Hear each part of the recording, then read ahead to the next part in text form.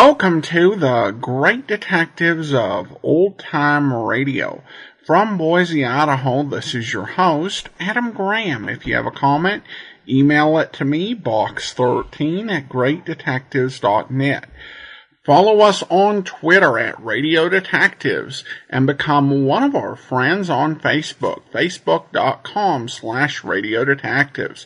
Today's program is brought to you in part by the financial support of our listeners, and you can become one of our ongoing Patreon supporters for as little as $2 per month. Just go to patreon.greatdetectives.net, and I want to thank our latest Patreon supporter. Thank you to Scott, supporting the program at the Detective Sergeant level of $7.14 or more per month. You can also support us on a one-time basis, support.greatdetectives.net, by using the Zelle app to box13@greatdetectives.net or by mail to Adam Graham, P.O. Box 15913, 15913, Boise, Idaho 83715. Now it's time for today's episode of The Man Called X. Original air date September the 4th, 1947, and this one is The Throne of Tay-Ninh. Herbert Marshall as Ken Thurston, The Man Called X.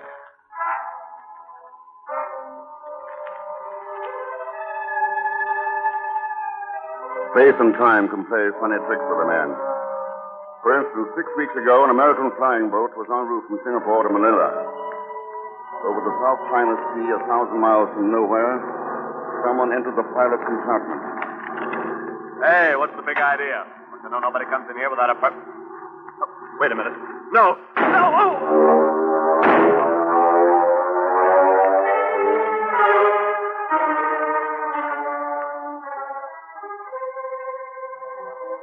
That plane was never heard from again. But 6 weeks later, on 1,500 miles away, on a dirty side street in Saigon, in French Indochina, two men stood looking at the body of a third. Mon Dieu, it is Professor Gibbons. But this is incredible. I do not understand, Inspector Rabbe. Jean, this man you see lying there died 6 weeks ago. What? This is not possible, Monsieur l'Inspecteur. His body is still warm. Nevertheless, Jean, it must be so. I know him. He is American. And he was on board the plane that disappeared at sea 6 weeks ago.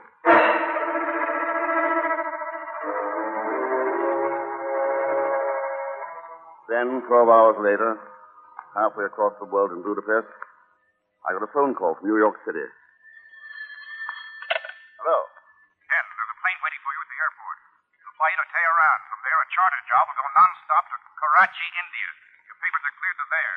The rest of the arrangements you'll have to make yourself. Nice work, Chief. Now, stop making like a travel bureau and tell me what's up. I don't know. That's what I want you to find out. Where? In Saigon. Ken, you remember a flight from Singapore to Manila? That missing plane, sure. What about it? Well, that plane was carrying some of the finest scientists our country ever had. All of them experts on the Pacific. They were just completing a round-trip survey of our mandated islands. A darned important survey. I know. It's about time some 2 million natives out there got a crack at real civilization, freedom, and education. Yeah, but, Chief, why call me about it here in Budapest? Well, I just got a cablegram from Police Inspector Abe in Saigon. Abe? Yeah, Professor Gibbons, one of the anthropologists aboard that plane, turned up there a few hours ago. Dead. A knife in his back. Murdered. Think you can make sense out of that? I'll let you know, Chief. From somewhere in French Indochina.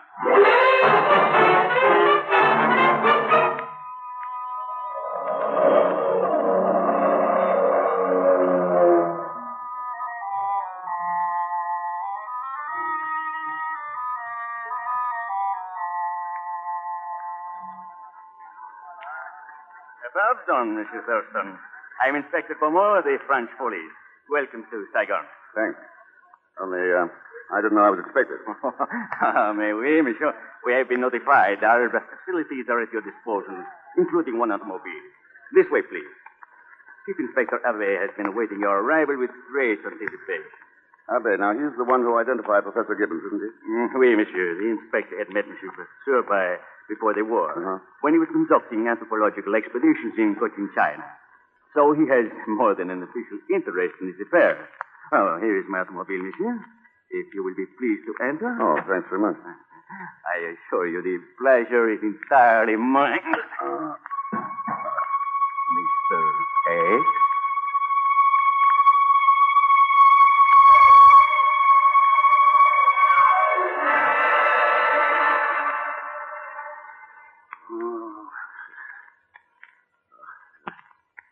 you're coming round, Mr. Thurston. Oh, thanks for telling me. What goes? You're in the back room of Le Cher Noir, a native cafe here in Saigon. I'm Arlene Nelson. I've just cut the ropes around your wrists and ankles. We'll go into the cafe as soon as you're ready.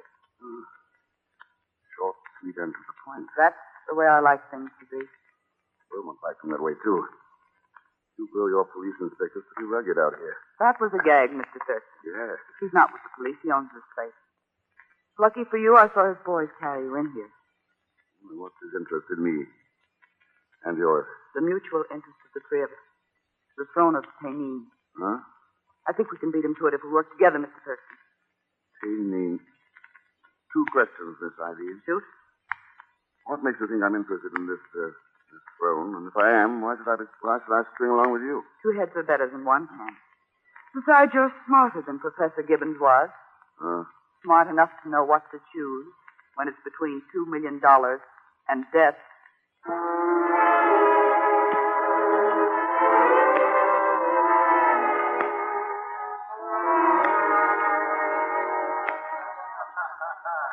This table will do, Ken. The native I want you to meet can see his carriers from here. What makes you think he's going to tell you information about this throne of Tay-Ninh? In the game we're playing, Ken, nothing talks but dollar. 2 million of them? That figure makes sense. I'm not sure you do, though. When this little business deal is over, I'll try to change your mind. I think you'll find that worth waiting for, don't you? Maybe I've taken birth gambles. Eileen! Darling, here you are. Scott or Saigon looking for you. Oh, hello, Stuart. This is Ken Thurston. Ken, this is Stuart Harding, an oil company geologist out here. Thurston, how are you, old man? What an introduction. An oil company geologist. You know, I think my burning passion for you is much more noteworthy, my dear. Oh, no. Oh, that atrocious music. We'll have another dance to it and try to talk through it. You game, Eileen? I think Ken should have something to say about that. Oh, you won't mind, will you, Thurston? There's a native soothsayer making the rounds of the table. Have him forecast your future. Might be interesting. Come along, Eileen. All right, Stuart. I'll get rid of him and be right back, Ken. May the blessings of Brahma, Vishnu, and Shiva be upon thee, O noble Sahib. Did you signal to me? Come off it, Saigon. Saigon? What kind of a peculiar name is this? It's even more peculiar when you enter with Zellschmidt. Mr. Thurston, I would like you to know that the name of Zellschmidt goes back to the dawn of history. If it's such a funny name, how come Mark Anthony Zellschmidt could make time with that cute little cookie Cleopatra? And how did you know it was me? Saigon, there's not a turban or a fake beard in the world that can hide the dollar signs in your eyes. Huh? What are you doing in Saigon? Well, it's a long, sad story. And the saddest part being this is a lousy racket. Fortune-telling. Wait, there's no future in it. And give me a reading about the present. Saigon, what do you know about the murder of Professor Gibbons? I didn't do it. I got friends who'll give me an alibi. And those underworld friends of yours give you information about the throne of Tay-Ninh? Huh? Or its connection with Professor Gibbons and a missing plane over the South China Sea? Mr. Thurston, I haven't heard from nothing but drones, missing planes, or murders. Okay. Something connects the three, and I... Saigon, take a look at that table to the left. The table to the... Mr. Thurston, I don't think that native over there likes us. Look how he's glaring. Friend of yours? Don't be funny. He's a dacoit. And you know what a dacoit is? Yes. That's coach in China for torpedo. And torpedoes kill people. And I don't like the way he's looking at us.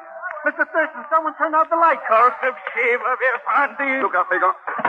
Death to the unbeliever. Mr. Thurston, what happened? Why doesn't somebody turn on the light? Why doesn't somebody turn on the light? You'd only open your eyes, Saigon. You'll see that somebody has. If I'd open my... Oh, you're right. The lights are back on. What was the big idea of setting the table over me?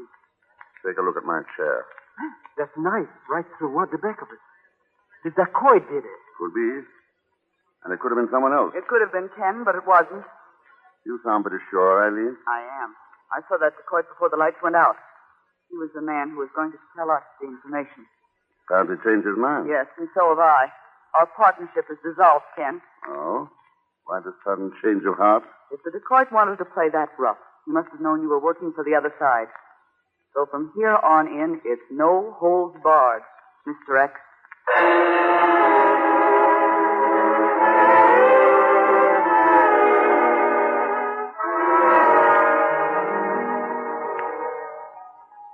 Believe me, Mr. Thurston, this is positively without exaggeration the finest hotel room in all Saigon.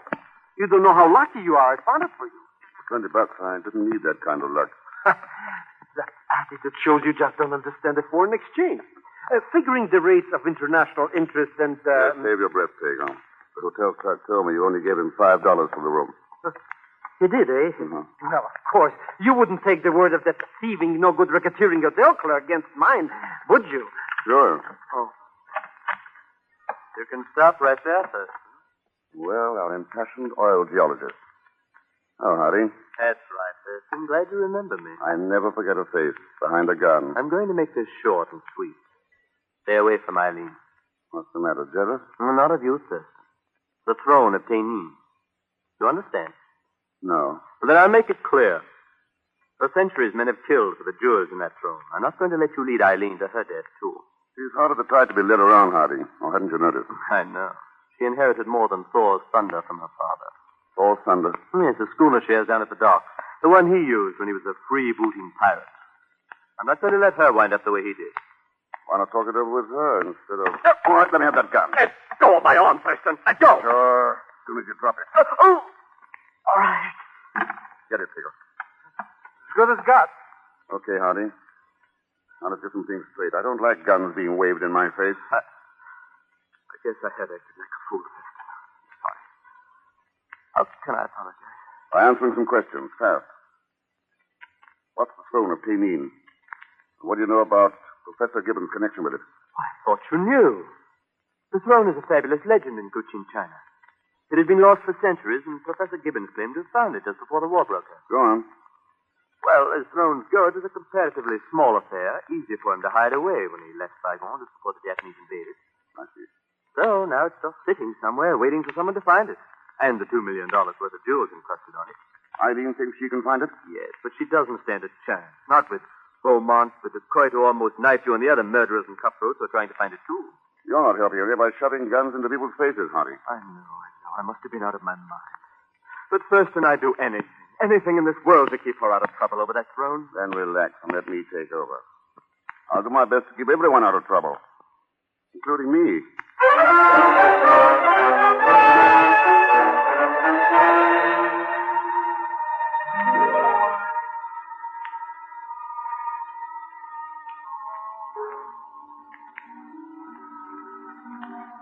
Mr. Thurston, this is ridiculous.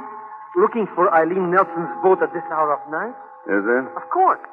Anybody could tell you that looking at that pretty petunia that she's innocent like a baby. She has nothing to do with nothing. Any better suggestions? Sure. Beaumont. He's the man you want. Such a no good. You know, he wouldn't even pay me a salary when I was working at his cafe. That doesn't prove he's guilty of anything, just sensible. Here's the boat. Let's go aboard. Sneaking aboard a ship this way. What if somebody sees us? Don't worry, Pagon. No lights showing. Probably no one aboard. Then what do you expect to find here anyway? Clues? To what? That gorgeous throne? The missing American scientist. Let's try the main cabin. That should be it. Go in. What did I tell you? There's nothing in here. Nothing to tell without any light. My natural trust in that Eileen Nelson. I got to trust this flashlight. There. You see? Just like I said, there's... Mr. X. Well. It's the throne. That's the throne of Tay-Ninh. Yeah, all $2 million worth. Sitting right in the middle of the cabin aboard Eileen's schooner. Now, where's your natural trust in her? I won't believe it. Beaumont fooled her. He fooled her into telling him use this place to hide the throne. Don't watch, Pagon. If anyone's been fooled, it's Beaumont. Look on the floor behind the throne. On the floor behind? Yeah. With a knife in his heart.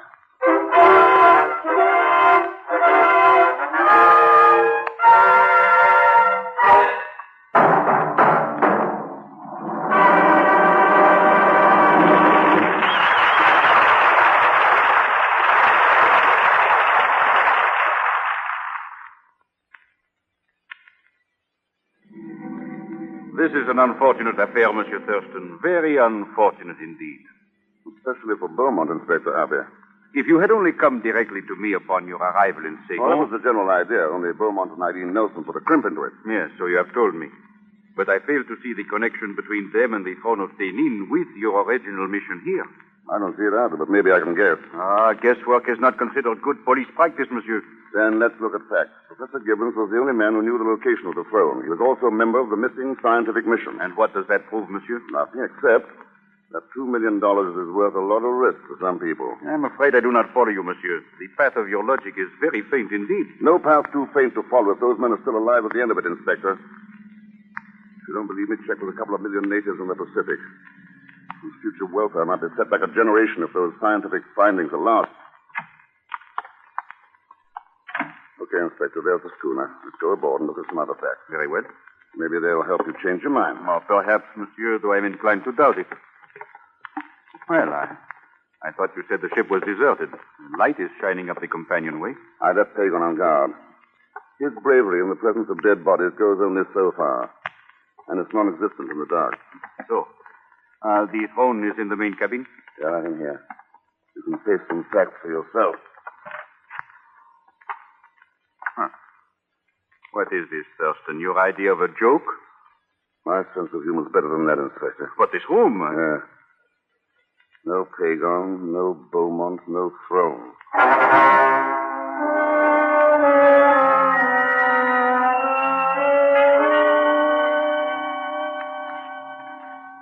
You have there our entire file on the case of Professor Gibbons, Monsieur Thurston. We investigated everything, even the earth found on his shoes and clothing. Is this your laboratory's analysis of that earth? Oui, Monsieur Pat. Mostly silica, high alkaline rating, 85 pH. Yes, but we got nowhere. So far as we could tell, Professor Gibbons disappeared aboard that plane and reappeared in Saigon out of thin air, just a moment before he died. All of which brings us right back where we started from. And that is? The key to the missing expedition. That lies on the missing throne. Monsieur Thurston, you still pursue a will of the wisp. Yes, theories mean nothing without facts to back them up. Pardon. Inspector Abbé qui parle? Your pardon, Monsieur l'Inspecteur. But we have just picked up a crazy man out of the river. So, where is he? Right here in the outer office. He keeps raving, muttering something about an Uncle Ahmed, a very peculiar case, monsieur. What shall we do with him? Let me handle that one, Inspector. An old maniac friend of mine. Oh, but of course, if you wish. See you later, Inspector. Good night, monsieur. All right, Saigon, come along. We've got work to do.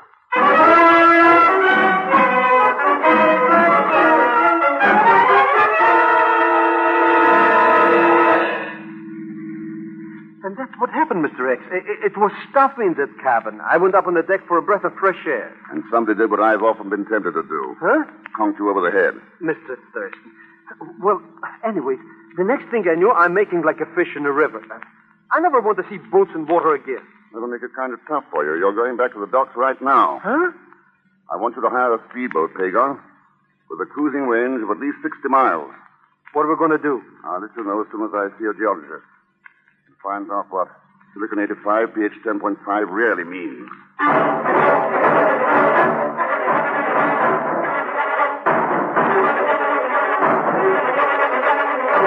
There's no doubt about it, sir. From the analysis you've given me, that soil can come from only one place in Indochina, the island of Kwailung. Kwailung? Where's that, Hardy? It's a volcanic upthrust some 20 miles down the coast. Geologically speaking, it's a beautiful specimen, but unfortunately, it can't be examined. Why not? Well, it seems the Japs left it booby-trapped with countless landmines. Several tourists were killed there last year, and the authorities have barred it to the public. Oh. I hope I've helped you, sir. Sort of makes up for the way I behaved earlier. But may I ask what your interest is in this soil? Professor Gibbons died in Saigon, Harding, but the dust on his shoes came from the island of Kwailung.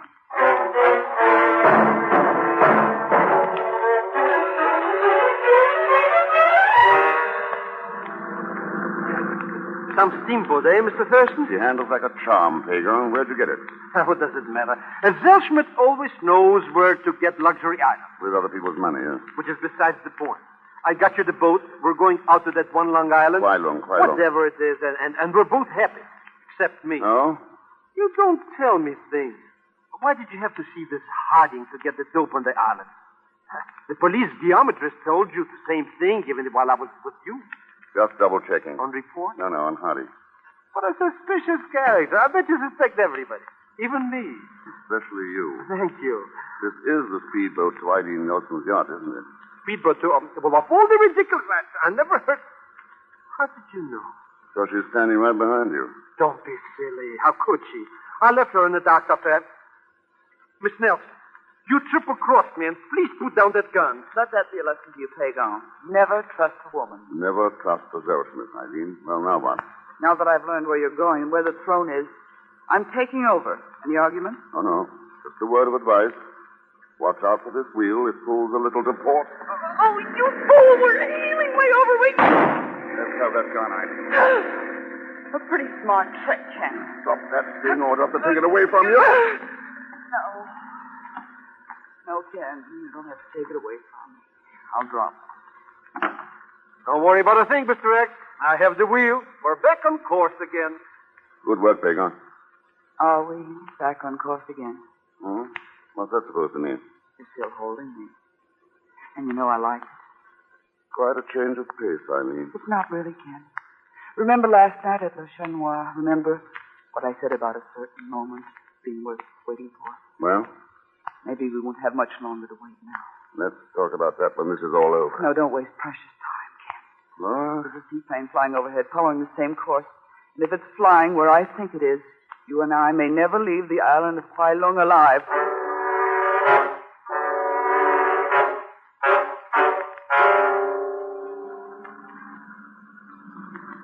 Mr. Thurston, I don't like this.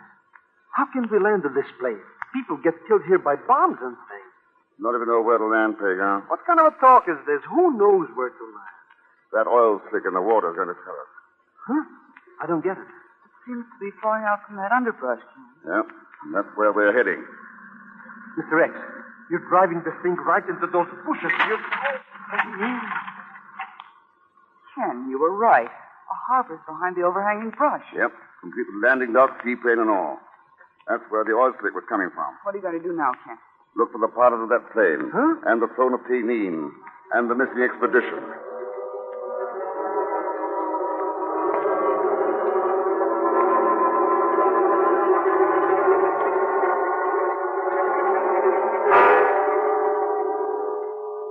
Ken, was it smart to leave Saigon alone on the dock? No, it would have been smarter to leave you there, too. Not for me, it wouldn't. Don't trust me? I trust no one where $2 million are concerned. Huh? Hold it, Eileen. What is it, Ken? Look down that slope. A small clearing over there. Ken, look at them. Yeah. Ragged, bearded, in chains. The men you were looking for? Yeah. Brilliant men of science, trained down there like animals. Oh, thank God they're still alive. Save your thanks, Thurston. They won't be for long. Inspector Abbey. Yeah. That's the executioner's gun in your hand, Abbey? It is, Thurston. I've had it ready, waiting for you. But you disappoint me. You do not seem the least surprised at my being here. Why should I be? Your own geologist knew that the soil on Gibbons' shoes came from here, but you made no attempt to investigate. Ken. Sure. He knew Gibbons had hidden the throne, and when he learned Gibbons was off on that scientific mission, he decided to go after him. Quite right, Thurston. It was simple to board that plane at Singapore with my police credentials. Even more simple to dispose of the crew and fly the plane here to Kwai Lung. Only Gibbons proved stubborn, didn't he, Abbey? He wouldn't tell you where the throne was hidden, and when he escaped from here and made his way to Saigon, you caught up with him and killed him. All right, Abbey. Ken, no. Stand back. Your time will come soon enough. Yeah, like Beaumont. What happened there, Eileen? Did Beaumont make a deal with you to get the throne aboard your schooner? Yes, Ken, but I didn't trust him. I went looking for you. While I was away from the ship... Yeah. Abbey had him killed. The throne was put aboard the seaplane, and Abbey flew it out here today to keep under cover until it was safe to dispose of the jewels. You are a very clever man, Thurston. Unfortunately for your own welfare, you are too clever. So the time has arrived for that execution I mentioned. What the devil? Sounds like somebody's latching onto your throne, Abbey. No, it's not possible. Let's argue later. Oh. Ah. Why shouldn't that plane engine distract him, Abbey? Look what happened to you. This is no time to admire your handiwork, Ken. We've got to stop that plane. Why, it's not going anywhere. Not go... What do you mean? Saigon can't fly. Saigon? Sure. I didn't know whether Abbey would show his hand while we were here or stay hidden. Either way, I figured that motor starting would bring results. It did.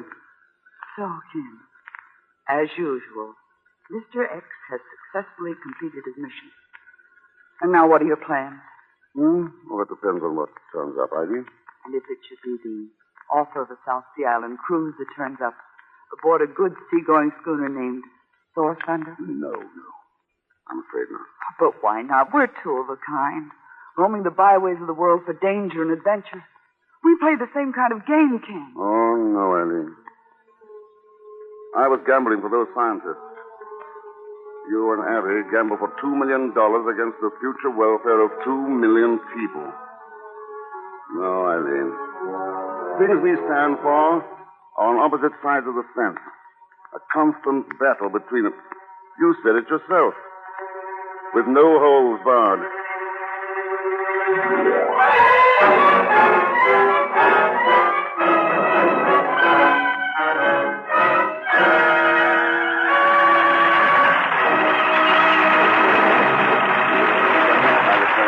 A Man Called X. Good night. Man Called X, starring Herbert Marshall, came to you from Hollywood. This is the United States Armed Forces Radio Service, voice of information and education. Welcome back. Well, obviously a very different sort of geography than we know today, as French Indochina became Vietnam. So it's an interesting episode when you get to hear, the Man Called X set in Saigon before all of that happened. The end works nicely with Ken, rightly rejecting the idea that they're the same, when in fact they've got very different values. Alright, well, some listener comments and feedback now. Over on Facebook, Bill writes in saying, here's my take on the codename Mr. X. I agree that everybody seems to know there is a Mr. X, but unless they are the villain of the story or someone Pagon blabbed to, they don't know it's Ken Thurston. It's pretty much the same with 007. Bond can tell everybody his name, but only the baddies know he's 007. Maybe spies shouldn't use their real names when they are on a case. No, that wouldn't work. I can see Sean Connery now. The name is Schwartz, Bernie Schwartz. Bonus points for those who know who Bernie Schwartz is better known as. Thanks. Well, thank you so much, Bill. I could have Googled it, but I decided to leave that as a joke between Bill and those who know. And if you know, I'd be happy to read your email. But as always, thank you so much for the comment, Bill. Also, I want to say thank you to our Patreon supporter of the day. Thank you so much to John. John's Patreon supporter since March. Currently supporting us at the Shamus level of $4 or more per month. Again, thank you so much for your support. And that will actually do it for now. Join us back here tomorrow for Mystery is My Hobby. And next Wednesday, we'll be back with another case for the Man Called X. In the meantime, send your comments to Box13 at greatdetectives.net. Follow us on Twitter at Radio Detectives and become one of our friends on Facebook.